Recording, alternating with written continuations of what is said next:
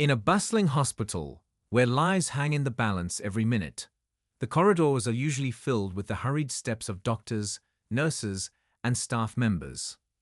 Everyone has a role, each person contributing to the complex web of care that makes the system work. But sometimes, in the midst of this high-stakes environment, something happens that stops everything in its tracks. This story begins with one of those moments, a moment where prejudice, ignorance, and power collide in the most unexpected way. Meet Sarah, a dedicated, compassionate nurse with years of experience. She's the kind of person who can always be found by a patient's side, offering a reassuring smile and making sure everything is running smoothly. Her knowledge and skill have earned her the respect of her colleagues. But what most people don't know is that Sarah is much more than a nurse. For the past few months, she has also taken on the role of the medical director. Few are aware of this promotion, and even fewer know the weight of responsibility it brings. Sarah has worked hard to earn her place, and while she doesn't seek recognition or praise, she's confident in her abilities. Now, on the other side of the hospital, there's Dr. Thompson. A doctor with a reputation for being skilled, but also known for his blunt, sometimes condescending demeanor.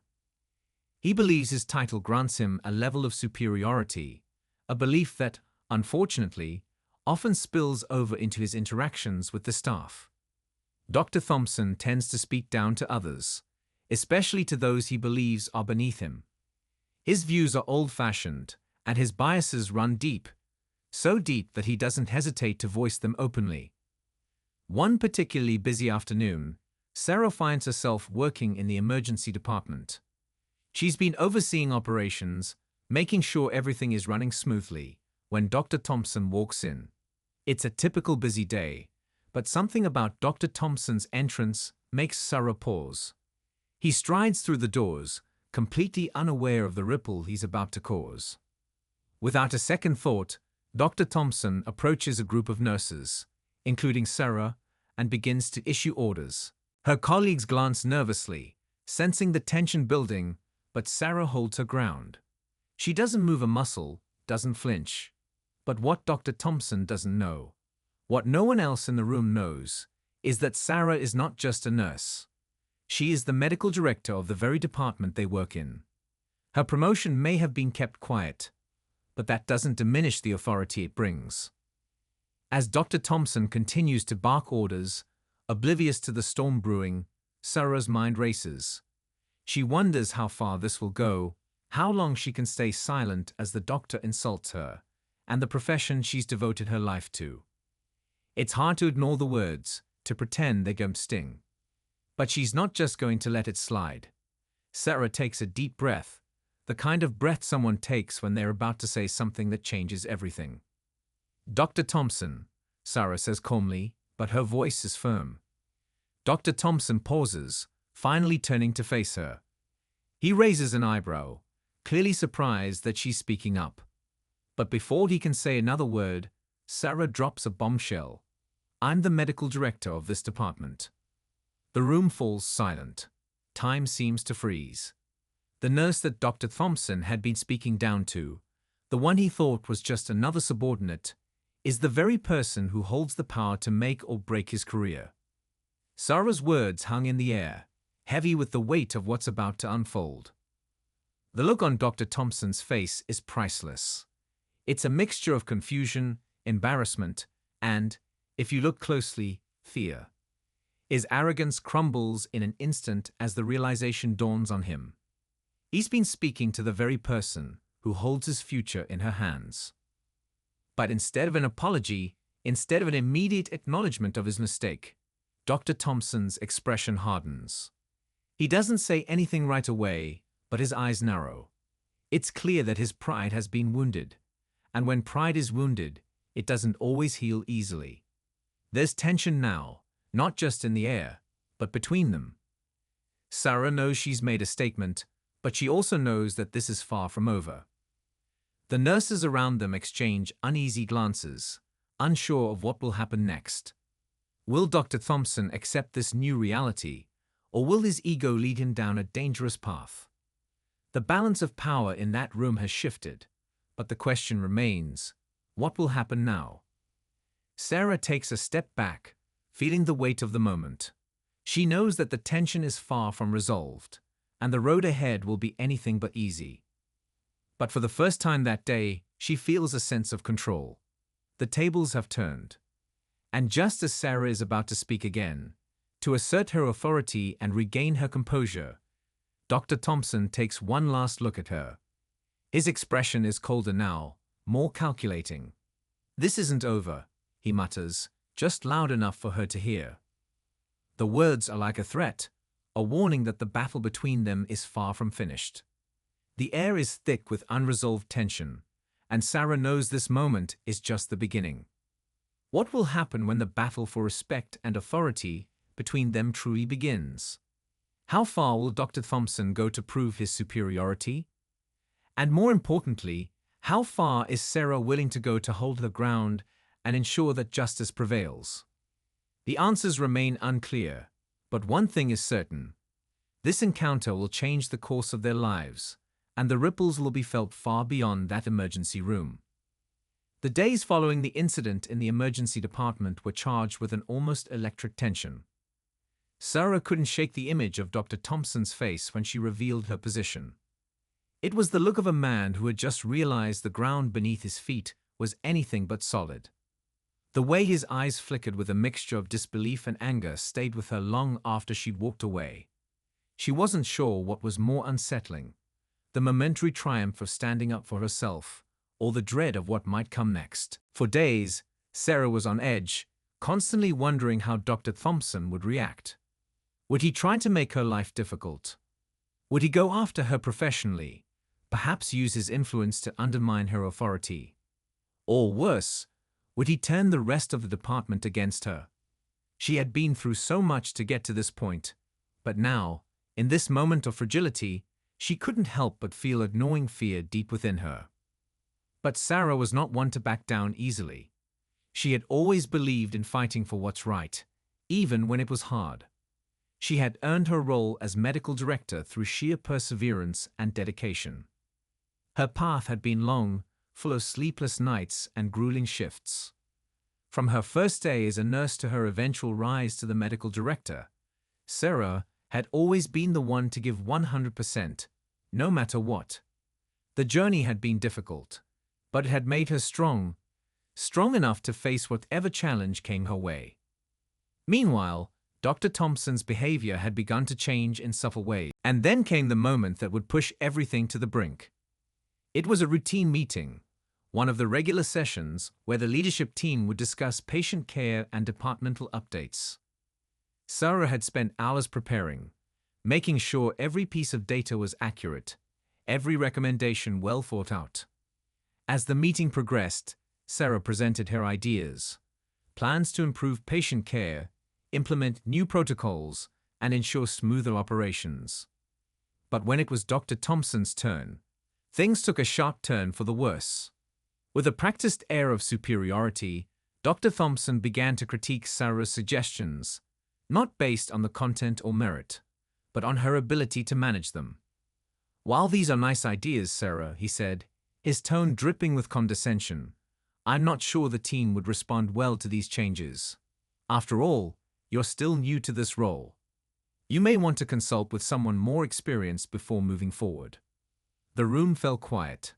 It wasn't the first time Dr. Thompson had tried to diminish her contributions, but this was different. He had done it publicly, in front of everyone who mattered. His voice was calm, but the message was loud and clear. He didn't think Sarah was capable. Sarah could feel the heat rising in her chest.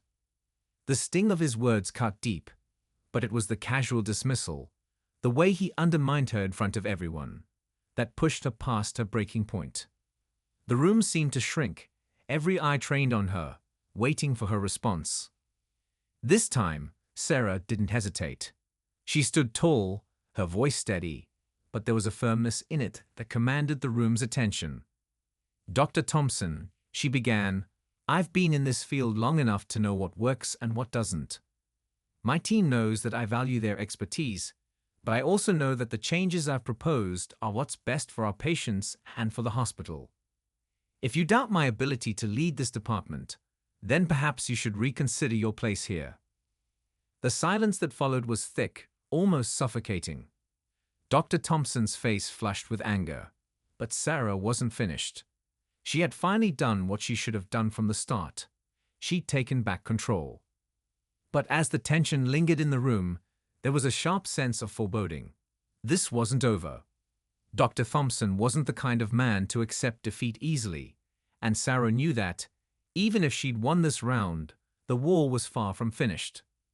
The question now wasn't whether Sarah could hold her own. It was whether she could survive the storm that was coming.